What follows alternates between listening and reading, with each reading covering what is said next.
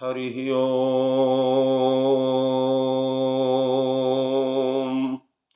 श्रीमन्महागणाधिपतये नमः। श्रीरामः शरणं मम। श्रीगुरवे नमः। श्रीसरस्वत्यै नमः। श्रीमातृपितृचरणकमलेभ्यो नमः। गणेश हेरम्ब गजाननेति महोदरं स्वानुभवं प्रकाशिन् वरिष्ठ सिद्धि प्रिय बुद्धिनाथ वदन्त एवं त्यजत प्रभीति। ओम नमः परमहंसास्वादित चरण कमल चिन्मकरंदाय भक्त जनमानस निवासाय श्री रामचंद्राय वंदे विदेह तनया पद पुंडरीकम कैशोर सौरभ समाहृत योगी चित्तम हंतुम त्रितापमनिशं मुनिहंस सेव्यम सन्मानिशालि परिपीत पराग पुंजम नारायणं नमस्कृत्य नरं चैव नरोत्तमं देवीं सरस्वतीं व्यासं ततो जयमुदीरयेत्। अतुलितबलधामं हेमशैलाभदेहं दनुजवन कृशानुं ज्ञानिनामग्रगण्यं सकलगुणनिधानं वानराणामधीशं रघुपतिप्रियभक्तं वातजातं नमामि। प्रभु समरथ सर्वज्ञ शिव सकल कला गुणधाम जोग ज्ञान वैराग्य निधि प्रणत कल्प तरुणाम।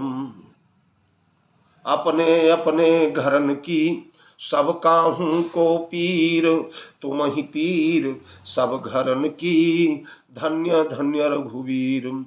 खल दल बन दावायनल राम श्याम घन मोर रोम रोम में वज्र बल जय केसरी किशोर। जय कविता के गगन दिवाकर ज्ञान भक्ति के विमल प्रकाश पारिजात के पुष्पयाप हो। जय गोस्वामी तुलसीदास श्री गुरु चरण सरोज रज निज मन मुकुर सुधारी बरनौ रघुबर विमल जस जो दायक फलचारी। सियावर रामचंद्र की जय। श्री हनुमान जी महाराज की जय। गोस्वामी जी महाराज की जय। श्री राम कथा महोत्सव की जय। श्री रामचरितमानस भगवान की जय। प्रिय धर्मानुरागी महानुभावगण,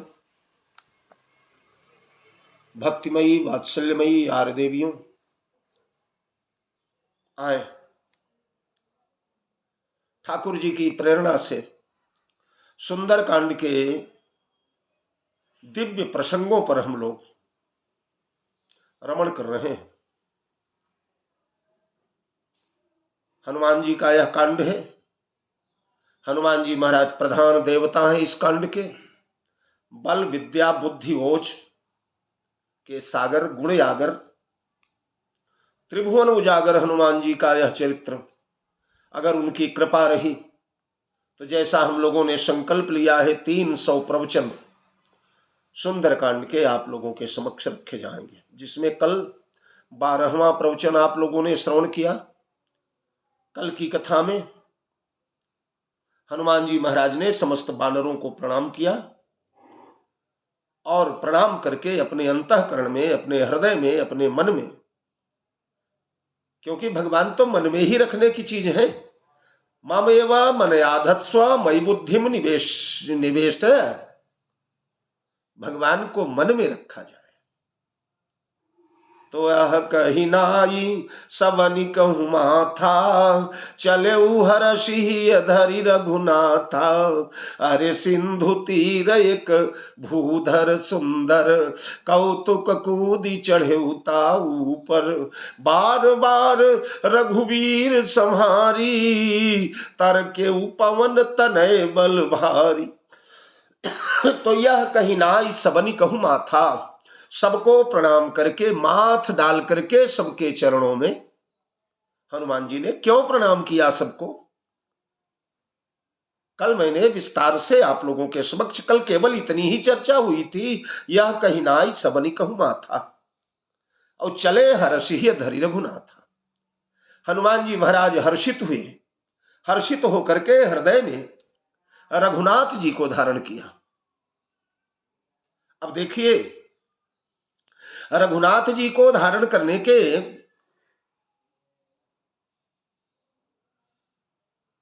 कई कई कई भाव हैं। वैसे तो रघुनाथ जी इनके हृदय में रहते ही हैं, लेकिन भगवान का हृदय में रहना आवश्यक नहीं है। भगवान हृदय में है, इसकी अनुभूति होना आवश्यक है, इसका प्रत्यक्ष दर्शन होना आवश्यक है, इसका अनुभव होना आवश्यक है, ये जानना आवश्यक है कि हमारे ठाकुर जी बैठ करके अंतःकरण में मुस्कुरा रहे। वरना तो ईश्वर सर्वभूतानां हृदय शेर्जुन तिष्ठति भ्रामयन सर्वभूतानि यंत्रारूढ़ानि माया।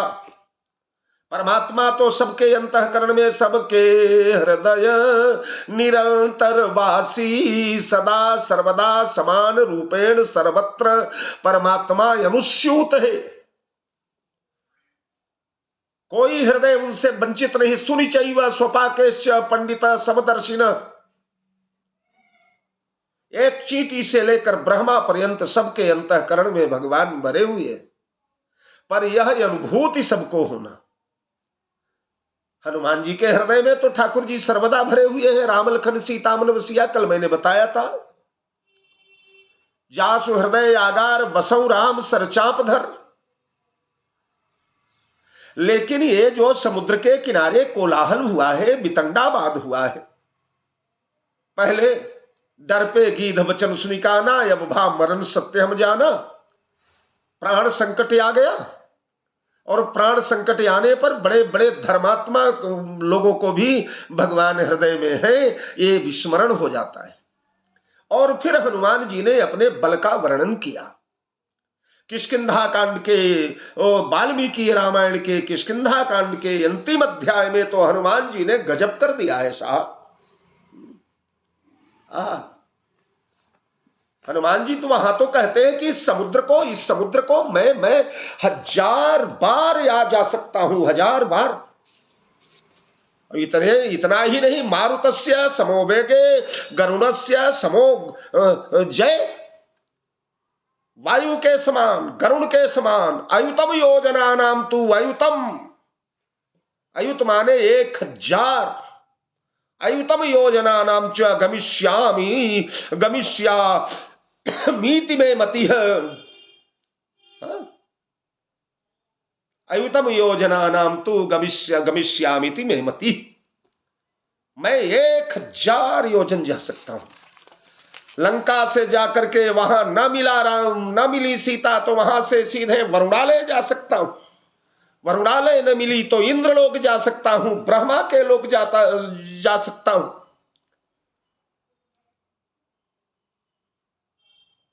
समस्त लोकों को लांघता हुआ 3 लोक 14 भुवन के कण कण को छान सकता हूं सीता के लिए।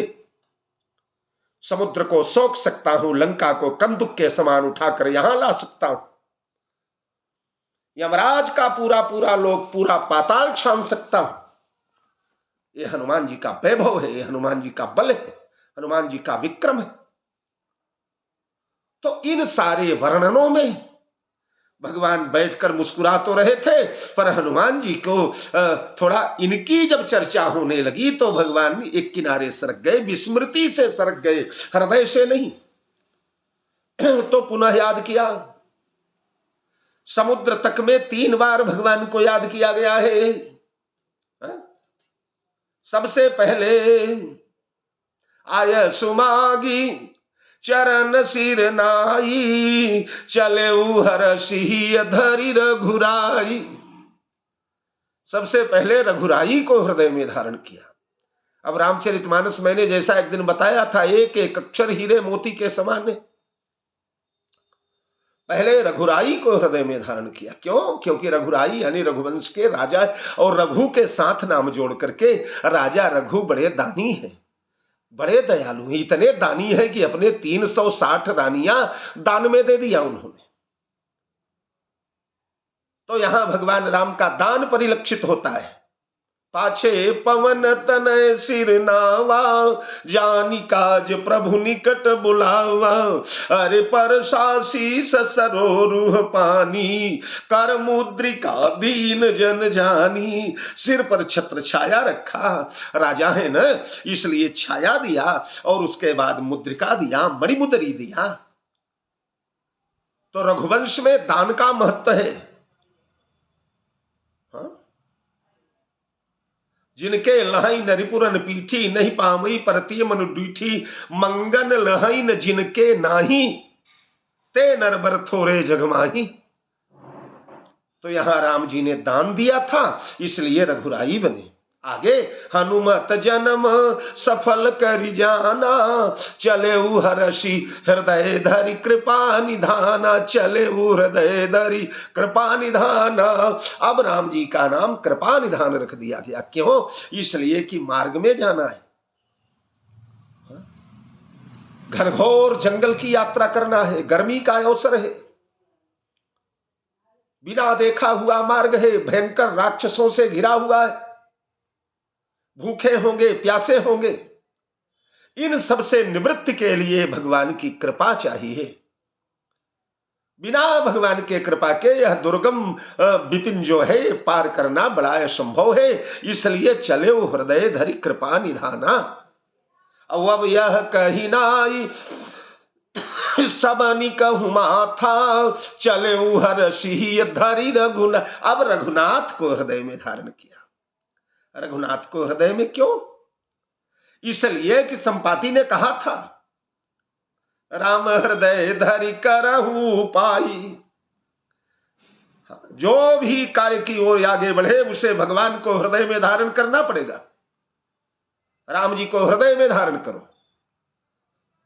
तो अब इन्होंने राम जी के उस रघुनाथ रूप को हृदय में धारण किया। क्यों? क्योंकि रघुनाथ नाथ हैं, स्वामी हैं, मालिक हैं, रक्षक है। और वहां अभी अभी संपाति ने बताया था, तह अशोक उपवन जह रही, सीता बैठी सोच रत यही। सीता शोक सागर में निमग्न है, अनाथ जैसी रो रही है सीता। सीता को नाथ चाहिए। हाँ, सीता के नाथ बिछड़ गए हैं, इसलिए आप रघुनाथ हैं, रघुवंश के नाथ हैं। और वो रघुवंश की बधू है, इसलिए रघुवंश बधू के नाथ न बने तो किसके नाथ बनोगे आप? इसलिए चलो चुपचाप हृदय में बैठिए और चलिए आप भी वह दीन दशा देख करके आइए। मैंने मारुति महिमा महासिंधु में लिखा है, हे राम परम सुखधाम जगत रखवारे, उड़ बैठ चले सीता की ओर पधारे। मानो हनुमान जी कहते हैं, प्रभु मैं एक विमान बन जाऊं और इस विमान में आप विराजमान हो जाएं और विमान पर विराजमान होकर के चले, जगदम्बा का दर्शन कर ले, प्रभु उनसे मिल ले, उन्हें दर्शन दे दें। और आगे मैं बताऊंगा आपको, दोनों प्रिया प्रियतम का मिलन हुआ है शोक वाटिका में। हनुमान जी ने राम सीता को मिलाया, इसलिए चले वो हर्ष ही धरि रघुनाथ। पहले रघुराई थे, बाद में कृपा निधान बने, बाद में रघुनाथ बने। एक ही राम है, राम हृदय धरि करहु पाई। पर जैसे जैसे कार्य होने हैं भगवान के तद तद रूपों का नाम लिया जा रहा है। ये रामचरितमानस की शैली। जैसे रामचरितमानस में मेघ माने बादल, घन माने बादल, जलद माने बादल, लेकिन वही नाम सब बादल के ही है। पर कौन सा नाम रखा जाएगा? कब मेघ कह करके उसे पुकारा जाएगा, कब घन कह करके पुकारा जाएगा, कब उसे जलद कह करके पुकारा जाएगा। देखिए, मेघ हमारे यहां कहते हैं छत्र को, छाता को, जो छाया प्रदान करे वो मेघ। छत्र मेघ डंबर सिरधारी, सोई जनु जलद घटायतिकारी। तो मेघ माने ऊपर लगने वाला छाया का जो छाता है, छत्र। तो बादलों को मेघ भी कहा जाता है। लेकिन किस परिस्थिति में मेघ कहा गया? बोले जह जह जाई देव रघुराया, अरे करई मेघ तह तह नभ छाया। करई मेघ, मेघ यानी छाया जो करे, जो छांव का गन्ना बरसे न गरजे, केवल घिरा रहे आकाश में, सूर्य के प्रखर किरणों को ओढ़ता रहे, रोकता रहे। सूर्य की वो प्रचंड चंड किरणें हमारे ललाट पर पड़ करके हमें झुलसा न पाए, हमें त्रस्त न कर पाए, हमें त्रिषित न कर पाए, हमें श्रमित न कर पाए।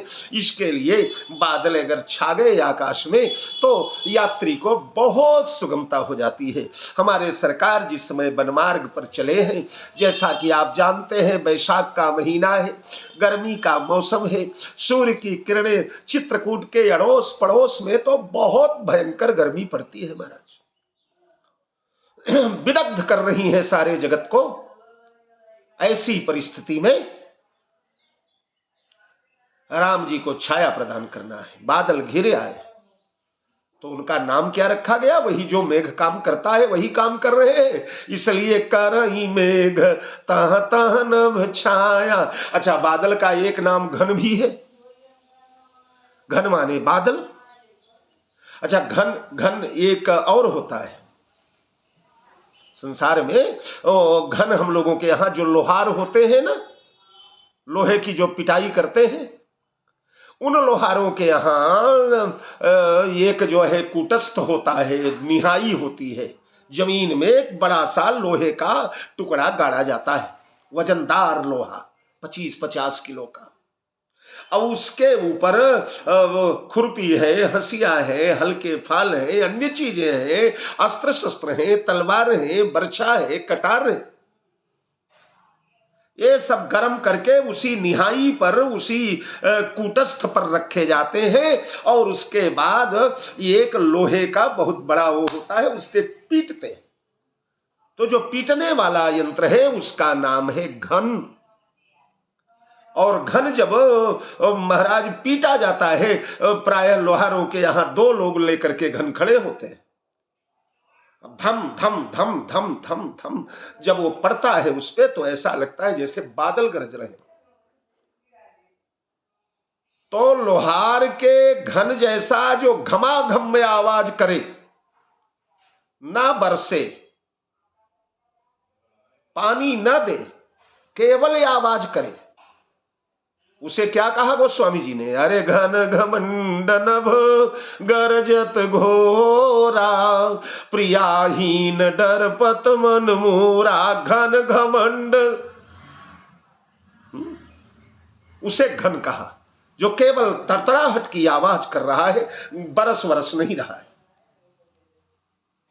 लेकिन जो वस्तुतः बरस रहा है, जो जलाप्लावित कर रहा है वसुंधरा को, चतुर्दिश घन घन झंझना करके बरसात हो रही है, नदी नाले सब उफन रहे हैं, उस परिस्थिति में उसे क्या कहा गया? बोले बरसई जलद भूमि नियराय। जलद, जो जल दे रहा है, बरसई जलद भूमि नियराय, जथा न वही जी बुध विद्या पाए।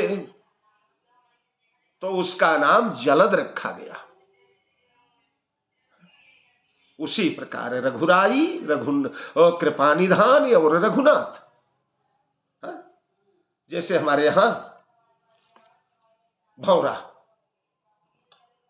भौरा का नाम भ्रमर, भ्रमर का एक नाम भृंग है, एक नाम अली है, एक नाम चंचरीक है, एक नाम मधुप है।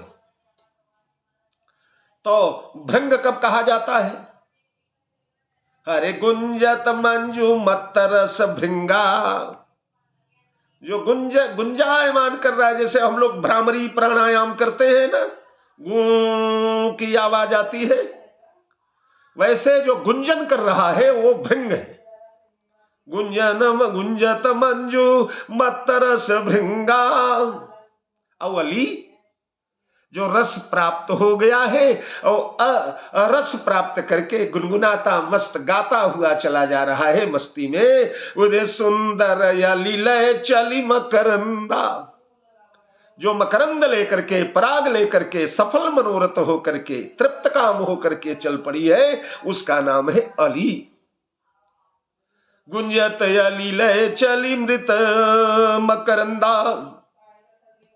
उसके बाद मधुप, जो मधु में लिपटा हुआ है, चूस रहा है रस, न गूंज रहा है, न गा रहा है, न उड़ रहा है, बस मधुप के कोष में बैठ करके रसास्वादन कर रहा है मधु का।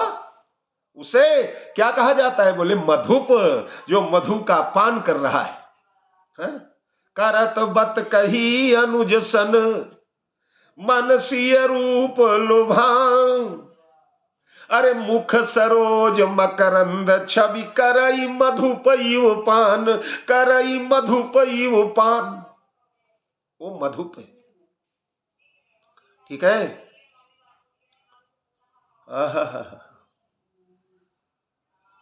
उसी प्रकार एक और नाम है चंचरीक। चंचरीक माने वो भी भ्रमर का ही नाम है, पर जब गुनगुना रहा है तो भृंग कहा जाएगा, जब मकरंद लेकर सफल मनोरथ होकर, कृतार्थ होकर लौट रहा है गाते हुए, तब अली कहा जाएगा। जब मधु से लिपटा हुआ है, उलझा हुआ है, तब मधुप कहा जाएगा। और जब बगीचे में मधु तो है, शहद तो है, पुष्प तो है, पराग तो है, पर उसे चूसने का आदेश नहीं है। खबरदार, बैठना मत कमल पुष्प के ऊपर। तो चंचल हो गया है। तो उस चंचल अवस्था में भ्रमर को क्या कहा जाता है? बोले चंचरीक कहा जाता है। कैसे? बोले तहां जाई देखी वन शोभा, अरे गुंजत चंचरीक मधुलोभा। रावण के भय से चंचल होकर के भ्रमण कर रहा है, पर बैठ करके पराग चूस नहीं पा रहा है, मधु चूस नहीं पा रहा है। ये रामचरितमानस का नामकरण है श्रीमान। ऐसे अनेकों प्रसंग है, कई दिन बीत जाएंगे मानस के साहित्य का जब हम लोग अवलोकन करने लगेंगे। इसीलिए तो मैं बार बार कहता हूं, विश्व साहित्य के मुकुट का चूड़ामणि है रामचरितमानस। विश्व साहित्य में कोई मुकाबला नहीं कर पाएगा इसका। तो चले उहर सिद्धि धरि रघुनाथ, हृदय में रघुनाथ को धारण किया है और चल पड़े। चल पड़े का मतलब, जिस पहाड़ पर चढ़ने जा रहे हो कुछ दूर रहा वहां से, इसलिए चले। चले उहर सिंह धरि रघुनाथा। कहां चले हो? बोले सिंधु तीर एक भूधर सुंदर, अरे कौतुक कूदी चढ़े उताऊ पर। सिंधु तीर एक भूधर सुंदर, समुद्र के किनारे एक सुंदर भूधर है। एक, अब मैं बताया, एक एक अक्षर हीरे मोती है सुंदरकांड के। सुंदरकांड में जहां जिसके नाम के आगे एक लिख दिया गया, वो बस एक ही है, उसे छोड़कर दूसरा उसके मुकाबले का कोई नहीं है। अरे वह पर्वत जो एक ही छलांग में जीव को जगदम्बा के द्वार पर पहुंचा दे, या वो पर्वत जो हनुमान जी का वेग रोक पाए हो। हनुमान जी का वेग रोक पाना साधारण पर्वतों के बस का रोग है? हनुमान जी महाराज चले और उनके वेग को रोक ले जाए, ऐसा कोई पर्वत संसार में है क्या? पर एक पर्वत है, क्या? बोले सिंधु तीर एक भूधर सुंदर। सुंदर पर्वत है, एक ही है। जहां जहां सुंदरकांड में एक आया, ये पर्वत एक ही है जो हनुमान का वेग रोकेगा, हनुमान को उछाल लगवाएगा, छलांग लगवाएगा और जगदम्बा तक पहुंचाएगा। यहां नाम नहीं लिखा, इसका नाम वाल्मीकि रामायण में है, महेंद्र पर्वत नाम है इसका, महेंद्राचल। तो वो एक ही है। आगे बढ़े आप, तो निशिचरी एक सिंधु महु रही, करी माया नभ के खग गई। एक निशाचरी समुद्र के गहन जल में रहती है, गहरे जल में रहती है, और रहती है जल के गहराई में, समुद्र के तलहटी में, लेकिन करी माया नभ के खग गई, आकाश में उड़ने वाले जीवों को पकड़ लिया करती है। वो भी एक ही है। ऐसा राडार सिस्टम विश्व साहित्य में आज तक नहीं मिलेगा। इसके बारे में मैं आगे के प्रवचनों में बताऊंगा। तो निशिचरी एक सिंधु महु रही, करी माया नभ के खग गए। आगे फिर एक मिला, कौन? बोले नाम लंकिनी एक निशिचरी, सो कह चले सी मोहिनींदरी। रात्रि का काल है, घुप अंधेरा है। उस अंधेरे में मार्गशीर्ष शुक्ल एकादशी के दिन हनुमान जी महाराज लंका में प्रवेश किए थे। पद्म पुराण में और स्कंद पुराण में दोनों में राम वनवास के बाद का तिथि पत्र है। और सारे श्लोक भी मैं इसी प्रवचनों में आप लोगों के सामने एक आध दिन सुनाने का प्रयास करूंगा। वो एकादशी की तिथि थी, द्वादशी के भोर में हनुमान जी महाराज ने किशोरी जी का दर्शन किया था। वैसे व्रत तो जब से चले तब से हनुमान जी हैं, कुछ खाए पिए नहीं है, पर इस दिन एकादशी का व्रत था, इसलिए सवेरे सवेरे हनुमान ने सोचा कुछ पारण कर लिया जाए। मेरा जरूरी नहीं है, पर मेरे हृदय में जो मेहमान बैठे हुए हैं वो भी तो एकादशी किए हुए हैं, उन्हें भूख लग गई होगी, इसलिए थोड़ा सा कुछ फलों को ग्रहण कर लिया जाए। कहने का मतलब एकादशी की तिथि, रात्रि का समय, हनुमान जी जब गए लंका में तो उनका आकार प्रकार डील डौल देह यष्टि कैसी थी वो मानस के पाठकों को मालूम है। मच्छर जैसे बन के गए थे, मशक समान रूप कपिधरी, लंका ही चले वो सुमीरी नरहरी। लताओं में झुरमुटों में ज्ञानी नाम अग्रगण्यम सकल गुण निधानम बुद्धिमताम वरिष्ठम हनुमान जा रहे हैं। तो इनके चतुराई में कोई कमी, और वायुदूतम जा रहे हैं, वायुपुत्रम जा रहे हैं, रामदूतम जा रहे हैं, इनके चतुराई में कोई कमी होगी? कोई चूक कर दिया होगा इन्होंने, कोई भूल भाल? ना ना ना, ये तो रावण की एक्सपर्ट व्यवस्था है। बाहरे रावण की सिक्योरिटी, बाहरे रावण की सुरक्षा व्यवस्था। लताओं के झुरमुटों में छिपते हुए एक मच्छर को पकड़ लिया गया, मच्छर जैसे आकार वाले, वह भी एक ही है। ऐसा चौकीदार विश्व में नहीं मिलेगा। तो नम लंकिनी एक निशिचरी, सो कह चले सी मोहिनींदरी। उसके आगे अरे भवन एक पुनि दीख सुहावा, हरि मंदिर तह भिन्न बनावा। वो भवन भी एक ही है। जिस रावण ने धरती के मंदिरों को तोड़वा दिया, राम नाम पर पाबंदी लगवा दिया, सपने सुनी न वेद पुराना, ते बहुविधि त्रासई देश निकासई, जो कह वेद पुराना।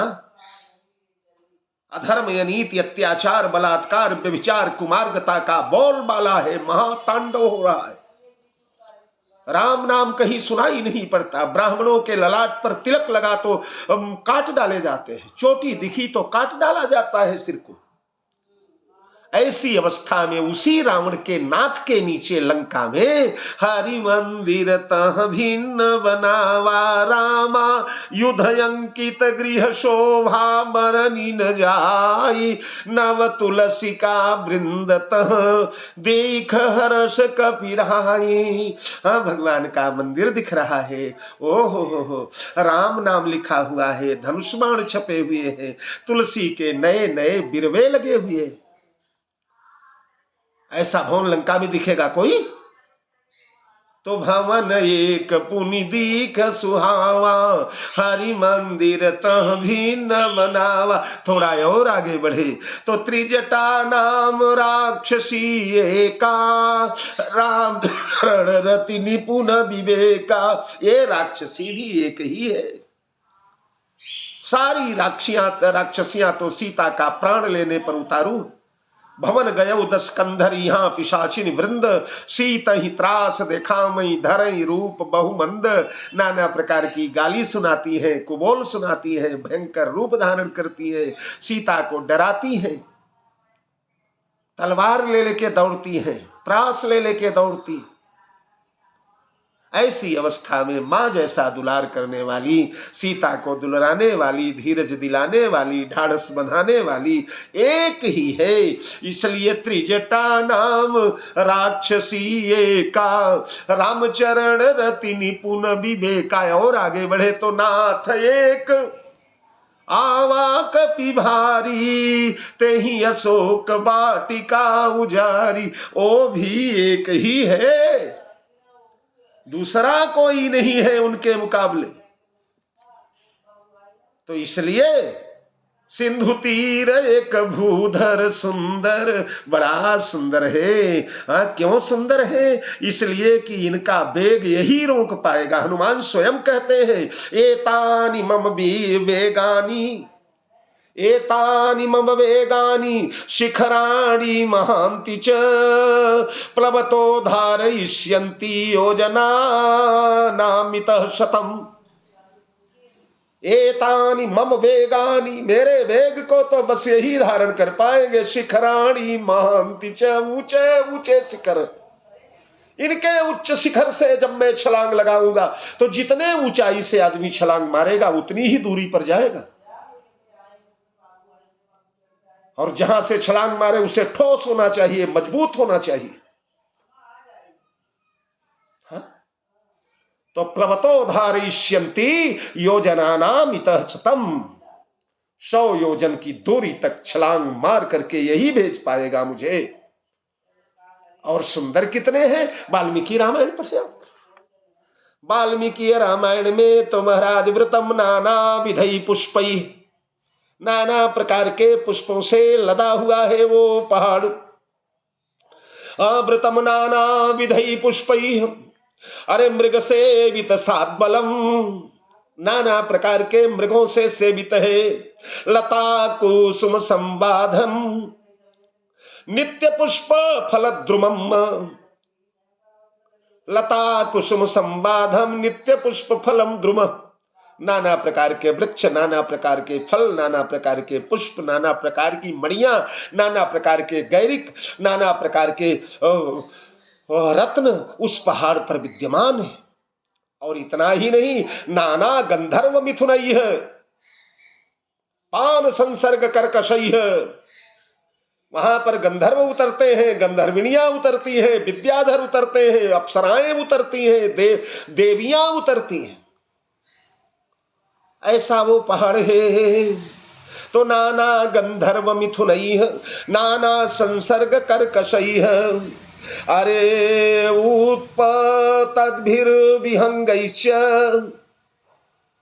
विद्याधर गणैरपि, नाना प्रकार के विहंग बोली बोल रहे हैं, कोयलों की कुहू कुहू रहे, मृगों का मयूरों का केकारो हो रहा है, भ्रमर गुंजार रहे हैं।